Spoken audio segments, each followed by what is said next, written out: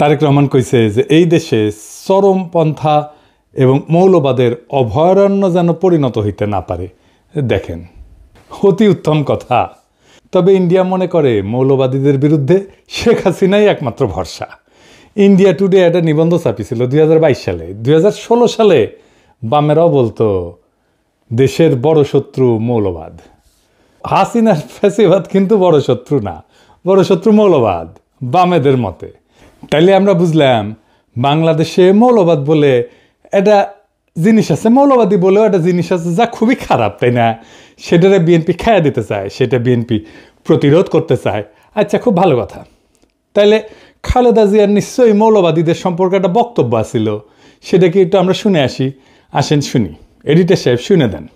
মৌলবাদী ধর্মীয় লোক আছে কিন্তু মৌলবাদী নয়, তারা বাংলাদেশকে ভালোবাসে, তাদের অবদান আছে দেশের জন্য এবং তারা দেশকে রক্ষা করতে চায়। তার মানে খালেদা জিয়ার বক্তব্যের বিরুদ্ধে দাঁড়াইল তারেক রহমান। এই মৌলবাদ নিয়ে কেন বাঙ্গুয়েলিদের এত চুলকানি? আসেন এটা একটু দেখি, তাইলে বুঝবো বিএনপি কার খপ্পরে পড়িছে।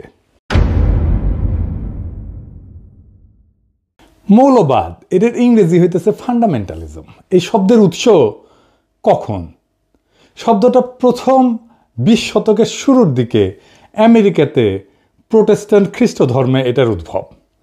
1910 থেকে 1915 সালে এই প্রোটেস্ট্যান্ট খ্রিস্টানরা একটা সিরিজ পুস্তিকা প্রকাশ করে, দ্য ফান্ডামেন্টালস নাম দিয়ে, যেখানে বলা হয় বাইবেলকে আক্ষরিক অর্থে মানিতেই হইবে, আক্ষরিকভাবে মেনে মেনে চলতে হবে। তখন খ্রিস্টান জগতে ফান্ডামেন্টালিস্ট মানে ছিল সেই সব খ্রিস্টানেরা যারা বাইবেলকে অক্ষরে অক্ষরে অনুসরণ করত, বা বলতে পারেন রক্ষণশীল খ্রিস্টানেরা। অর্থাৎ শব্দটার জন্মই হয়েছে খ্রিস্ট ধর্মে, ইসলামে না। কিন্তু এটা এখন ইসলাম বুঝাইতে কেন ব্যবহার করা হয়? পশ্চিমা দুনিয়ার শব্দটার রূপান্তর কেমনে হইল? আসেন এর একটু বুঝে দেখি। দ্বিতীয় বিশ্বযুদ্ধের পর পশ্চিমা রাষ্ট্রতন্ত্র, বিশেষ করে আমেরিকা, ধর্মনিরপেক্ষতার নামে ফান্ডামেন্টালিজম শব্দটাকে ধীরে ধীরে নিজেদের ধর্মের মধ্যে একটা সাংস্কৃতিক বিরোধ হিসেবে টিকায় রাখে। ধর্মের মধ্যে আছে না না ফেরকার দ্বন্দ্ব আছে না, সেই রকম। মানে খ্রিস্টান মৌলবাদ, যা থেকে মৌলবাদ শব্দটার উৎপত্তি, তাকে নিজ ধর্মের ভেতরকার বিষয় কইরা রাখে। মানে এটা আমাদের ঘরের একটা ব্যাপার। রক্ষণশীল খ্রিস্টান হওয়া কোনো অসুবিধা নাই, কিন্তু রক্ষণশীল মুসলমান এটা হওয়া যাবে না। কেন যাবে না? এর পরে আসতেছি। আমেরিকার সোভিয়েত ইউনিয়নের কোল্ড ওয়ারের টাইম থেকে এই ফান্ডামেন্টালিজম ধীরে ধীরে একটা পলিটিক্যাল এবং সিকিউরিটি টার্ম হয়ে দাঁড়ায় পশ্চিমা বিশ্বের, বিশেষ করে ইরানের বিপ্লবের পরে 1779 সালে। ওই সময় থেকে পশ্চিমা মিডিয়া এবং একাডেমিয়া ইসলামকে কেন্দ্র কইরা ইসলামিক ফান্ডামেন্টালিজম শব্দটা ছড়াইতে শুরু করে। এখন প্রশ্ন হইতে পারে যে কেন ইসলামকে টার্গেট করা হইল? পশ্চিমা দুনিয়া কল্পনাও করে নাই যে ইসলামের নামে একটা রাষ্ট্র বিপ্লব হইতে পারে এই 20 শতাব্দীতে, কিন্তু হইল। এছাড়াও পশ্চিমের আছে ক্রুসেড এবং অটোমানের কাছে পরাজয়ের স্মৃতি। সেই কারণেই পশ্চিমের কল্পনায় ইসলাম সবসময় একটা চ্যালেঞ্জার সভ্যতা। ক্রুসেডে তারা হার মানে, আবার 1753-তে কনস্টান্টিনোপলের পতন ঘটে, 1600 শতকে ভিয়েনার অবরোধ ঘটে। এই সমস্ত ইতিহাস ইউরোপীয় সভ্যতাকে মনে করায় দেয় ইসলাম সামরিক এবং সাংস্কৃতিকভাবে তাদের প্রতিদ্বন্দ্বী। আবার ভিয়েনা অবরোধ কি, এটা কি জানেন? জানেন না? আসেন জেনে নিই। অটোমান সম্রাটেরা 2বার ভিয়েনা অবরোধ করে 16 শতকে। এই অবরোধ ব্যর্থ হয়। কেন ভিয়েনা এত গুরুত্বপূর্ণ ছিল জানেন? ভিয়েনা ছিল ইউরোপের প্রবেশের দরজা। যদি অটোমানরা যে ভিয়েনা দখল করতে পারত, তবে তারা জার্মানি, ইতালি, ফ্রান্স পর্যন্ত অগ্রসর হইতে পারত। তাই ভিয়েনায় যে অবরোধগুলো হয়েছিল, যেটা ঠেকাই দিতে পারছিল ইউরোপিয়ানরা, সেই জন্যই ইউরোপিয়ান চেতনায় সেটা সভ্যতার রক্ষা হিসাবে স্মরণীয় হয়ে আছে। এবং ভয়েরও কারণ, যদি ভিয়েনা দখল হয়ে যাইত তাহলে তো ইউরোপ মুসলমানদের দখলে চলে যেত। ক্রুসেড পর্ব শেষ হওয়ার পরেও ইউরোপে ইসলামকে চিরশত্রু হিসাবে কল্পনা করা হইতো, মূলত ভিয়েনা অবরোধের মতো ঘটনার কারণে। কিন্তু আধুনিক যুগে ধরেন অটোমান সাম্রাজ্যও নাই এবং ইসলামী শক্তি বিভক্ত, তারপরেও ভেতরে ভেতরে পুনর্জাগরণ বা বিপ্লবের একটা আশঙ্কা পশ্চিমের আছে।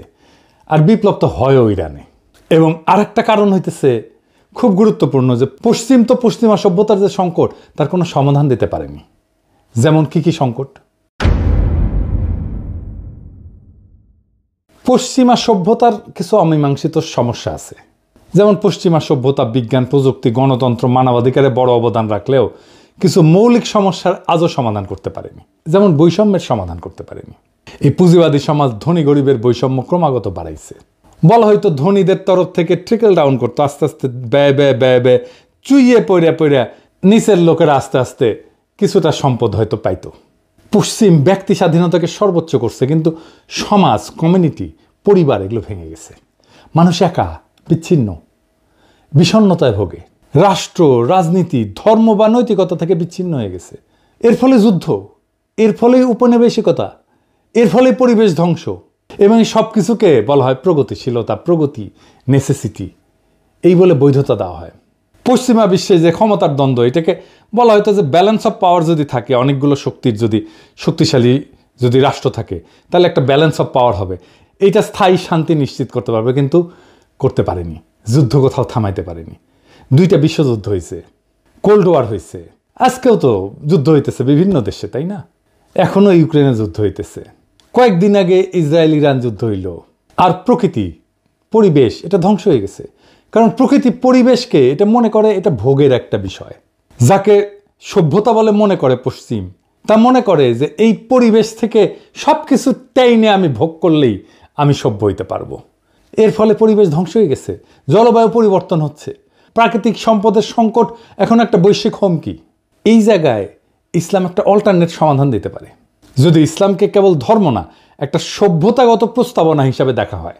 তবে কিছু জায়গায় তো কিন্তু বিকল্প দেয়, যেমন অর্থনীতিতে এটা একটা ন্যায়সঙ্গত বন্টনের একটা ব্যবস্থা দেয়, প্রস্তাবনা দেয়। এমন একটা ব্যবস্থা দাঁড় করায় যেখানে সম্পদ এক জায়গায় জমে থাকতে পারে না, এটা ঘুরতে বাধ্য হয়। পুঁজিবাদ বা সমাজতন্ত্র এই দুইটার বাইরে যায়। ইসলাম একটা সোশ্যাল জাস্টিস, এর তার সাথে সাথে প্রপার্টি রাইটসের মডেল দেয়। তারপরে সমাজকেন্দ্রিক একটা জীবন দেয়। ইসলাম ব্যক্তিকে সম্মান দেয়, কিন্তু সমাজকে ভাঙে না। পরিবার, প্রতিবেশী এবং তার যে উম্মাদ ধারণা, এটা মানুষকে সম্পর্কিত করে রাখে। আর নৈতিক যে রাজনীতি, সেটা রাষ্ট্র শুধু আইনের মেশিন না, বরং নৈতিক দায়িত্বশীলতার কেন্দ্র। ইসলামের একটা ধারণা আছে, আমানতের ধারণা। ক্ষমতা একটা আমানত, ক্ষমতা মানে দায়বদ্ধতা। আমাদের এই লিবারাল ডেমোক্রেসিতে জবাবদিহিতা কার কাছে? জনগণের কাছে, তাও দিতে চায় না তারা। কিন্তু ইসলামে জবাবদিহিতা কার কাছে? জনগণের কাছে অবশ্যই, কিন্তু উপরালার কাছেও, কেবল নাগরিকের কাছে না, খোদা তাআলার কাছেও। শান্তির ধারণাও ধরেন ইসলামে একটা খুব র্যাডিক্যাল চিন্তা আছে। ইসলাম যুদ্ধকে বৈধ করে শুধু আত্মরক্ষায়, মানে নিপীড়ন বন্ধ করতে। 2টা জায়গায় শক্তি ব্যবহার মানে আধিপত্য না, ন্যায় প্রতিষ্ঠা। পশ্চিমের যেটা জাস্ট ওয়ার থিওরি, সেটার বাইরে একটা নৈতিক শান্তির তত্ত্ব এটা। তার মানে ইসলামের যুদ্ধ 2 জায়গায় বৈধ, আত্মরক্ষা এবং জুলুম বন্ধে। শক্তির ব্যবহার এটা আধিপত্যের জন্য না, ন্যায়ের প্রতিষ্ঠার জন্য। এমনকি ধরেন প্রকৃতির সাথে সম্পর্ক, ইসলাম প্রকৃতিকে আমানত হিসেবে বলে, শোষণের বস্তু না। খিলাফার যে ধারণা, সেখানে মানুষ প্রকৃতির উপরে শাসক না, তার রক্ষক। এই যে পরিবেশগত বিপর্যয় হতো, এই পরিবেশগত বিপর্যয় হতো না পৃথিবীতে যদি ইসলামের দৃষ্টিতে পরিবেশ আর দুনিয়াকে দেখা হইতো। তাই ইসলামকে একটা বিকল্প সভ্যতার ধারণা হিসেবে এটা একটা পরীক্ষা নিরীক্ষা করা সম্ভব সমাজে, রাষ্ট্রে। আমি আমার পিএইচডি গবেষণার কথাই বলি, এইখানে যেখানে গ্যাপ, সেখানে ইসলামের ধারণা প্রযুক্ত করলে সমস্যাটা মিটে যায়। কিন্তু এটা নিয়ে অন্যদিন আলাপ করা যাবে। তাই ইসলাম শুধু না, পুরা ফান্ডামেন্টালিজম, এই মৌলবাদ শব্দটা ইসলামের সাথে যুক্ত কইরা একটা ভয় তৈরি করা হয় পশ্চিমে। কারণ আধুনিক রাষ্ট্রতন্ত্র এবং গণতন্ত্রের চ্যালেঞ্জ পশ্চিমা রাষ্ট্রতন্ত্রের চোখে ইসলাম একটা আদর্শগত বিকল্প হয়ে দাঁড়ায়। অর্থাৎ গণতন্ত্র, লিবারালিজম, সেকুলারিজমের বাইরে এক সম্পূর্ণ সামাজিক রাজনৈতিক কাঠামো হাজির করে ইসলাম। তাই একে প্রতিরোধ করার জন্য ইসলামিক ফান্ডামেন্টালিজম শব্দ দিয়ে তাকে ব্যাকওয়ার্ড, ইরেশনাল, অযৌক্তিক, ভায়োলেন্ট, সহিংস এইটা বলে চিত্রিত করা হয়। মুসলিম রাজনৈতিক আন্দোলনগুলোকে যদি ফান্ডামেন্টালিস্ট হিসেবে ট্যাগ দেওয়া যায়, তাহলে তাদেরকে আন্তর্জাতিকভাবে অগ্রহণযোগ্য কইরা দমনকে বৈধতা দেওয়া যায়। কিন্তু দেখেন, হিন্দু ধর্মে কোনো মৌলবাদ নাই, খ্রিস্ট ধর্মে মৌলবাদ নাই, খ্রিস্ট ধর্মে মৌলবাদকে আলাদা করে দেখা হয়। কেন? খ্রিস্ট ধর্মে ফান্ডামেন্টালিজম এটা আভ্যন্তরীণ ধর্মতাত্ত্বিক এবং সাংস্কৃতিক দ্বন্দ্ব। এইটাকে যদি ডেমোনাইজ করা হয়, তাহলে পশ্চিমা জনসংখ্যার একটা বড় অংশ সরাসরি ক্ষুব্ধ হয়ে যাবে। তাই ওদের মিডিয়া এবং একাডেমিয়া খ্রিস্টান ফান্ডামেন্টালিজম শব্দটাকে সীমিত অর্থে ব্যবহার করে, সন্ত্রাস বা হুমকির সাথে যুক্ত করে না, কিন্তু ইসলামকে করে। ইসলামের ক্ষেত্রে তারা এটাকে এক্সটার্নালাইজ করছে, বাইরের শত্রু, সভ্যতার চ্যালেঞ্জ, আধুনিক রাষ্ট্রের জন্য হুমকি, এইভাবে তারা হাজির করে। কার্ল শিমিত বলছিলেন যে রাজনীতির মৌল কেন্দ্র হইল ফ্রেন্ড ভার্সেস এনিমি, এই বিভাজন। পশ্চিমা রাষ্ট্রতন্ত্র ইসলামের ফান্ডামেন্টালিজম ধারণাটাকে ব্যবহার করছে এনিমি হিসেবে চিহ্নিত করার জন্য। ফুকো দেখাইছেন যে কিভাবে ক্ষমতা ডিসকোর্স তৈরি করে বা বয়ান তৈরি করে।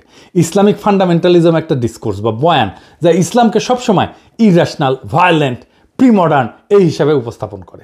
এডওয়ার্ড সাইদও বলছেন তার ওরিয়েন্টালিজমের ধারণায় যে পশ্চিমা সংস্কৃতি সবসময় পূবকে অন্য বা আদার বানায়, নিজের আধুনিকতাকে বৈধতা দেয়। এবং এই যে ওয়েস্টার্ন ডেমোক্রেসি, পশ্চিমা লিবারাল ডেমোক্রেসি নিজেকে একমাত্র বৈধ রাজনৈতিক রূপ হিসেবে দাঁড় করাইতে ইসলামিক ফান্ডামেন্টালিজমকে বিকল্প রাজনৈতিক কল্পনা হিসাবে সে ডেমোনাইজ করে।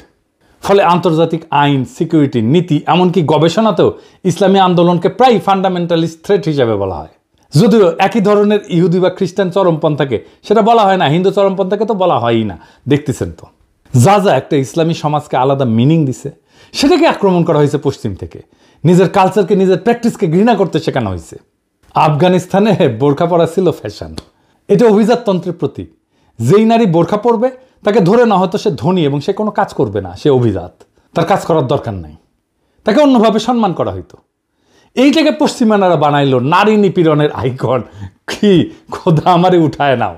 বোরখা খুলে ফেলায় প্রগতিশীলতা। অটোমান হেরেমকে বলা হয় নির্বিচার যৌনতা, অথচ জানেন এইটা নারীর ক্ষমতায়নের একটা super duper model, very effective alternate model. একদিন আলাপ করবো এটা নিয়ে। নারীবাদীরা এখন থেকে লাফানো শুরু করবে, মূর্খসোদা নারীবাদী। বাংলাদেশে সব প্রগতিশীলের মূর্খসোদা, নারীবাদীরা আরও বেশি মূর্খসোদা। এদের সাথে আলাপ করবো আমি হেরেম নিয়ে। যাই হোক, বিএনপি পশ্চিমের বয়ান নিচ্ছে ইসলাম প্রসঙ্গে। তার রাজনৈতিক প্রতিপক্ষকে মোকাবেলা করার জন্য যদি আওয়ামী বয়ানের কান্দে চাপতে হয় বিএনপিকে, তাহলে তো বিএনপি আর একটা আওয়ামী শাসনই উপহার দেবে। পশ্চিমের ভয় একটা ফেয়ার ইলেকশনে ইসলামী দলগুলো যদি ক্ষমতায় চলে আসে, এই ভয় তারা মিশরে পাইছে, একই ভয় তারা গাজায় পাইছে। হামাস জিতছে, তারা স্বীকার করবে না, কিন্তু মোদিরে মাইনা নিবে।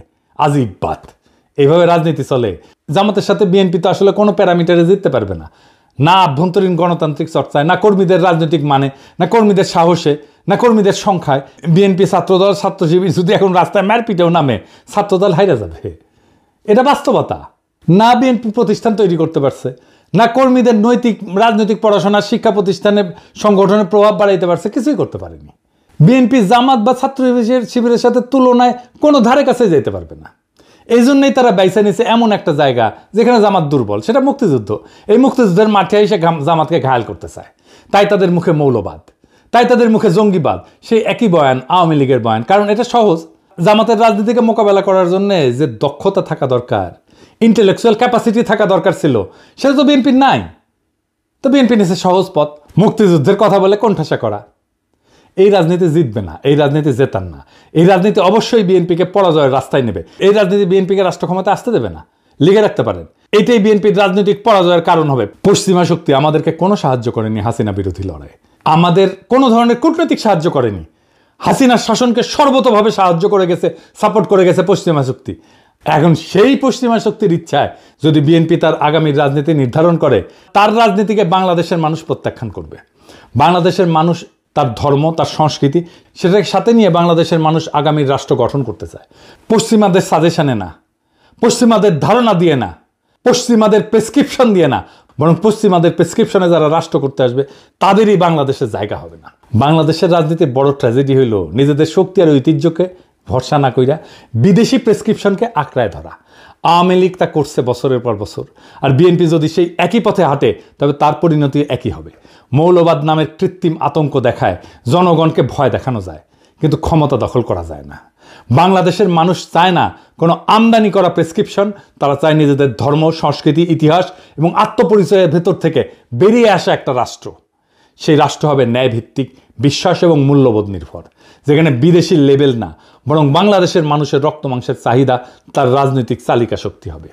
তাই আজ যদি বিএনপি আওয়ামী লীগের সহজ পথ অনুসরণ না কইরা বরং নিজের কণ্ঠে, নিজের বয়ান, নিজের আত্মপরিচয়কে রাজনৈতিক ভিত্তি করে তোলে, তবে এই জাতি তার পক্ষেই আবার জায়গা উঠবে। কিন্তু যদি তারা পশ্চিমের সাজেশন আর আওয়ামী লীগের কপি পেস্ট রাজনীতির মধ্যে হারায় যায়, তবে এই জাতি তাদের ক্ষমা করবে না। ইতিহাসের আদালতে তখন বিএনপির নাম লেখা থাকবে আত্মসমর্পণকারীর তালিকায়, পরাজিতের তালিকায়। বাংলাদেশ আজ নতুন দিগন্ত চায়। আওয়ামী বা পশ্চিমা কণ্ঠস্বর না, বরং নিজের সত্যিকারের কণ্ঠস্বর যে দল সেটা শোনাবে, সেই দলই আগামীর বাংলাদেশ করবে। এইটা লিখে রাখতে পারেন, এটা নিশ্চিত। সেটাই ছিল 2024-এর বর্ষা বিপ্লবের অঙ্গীকার।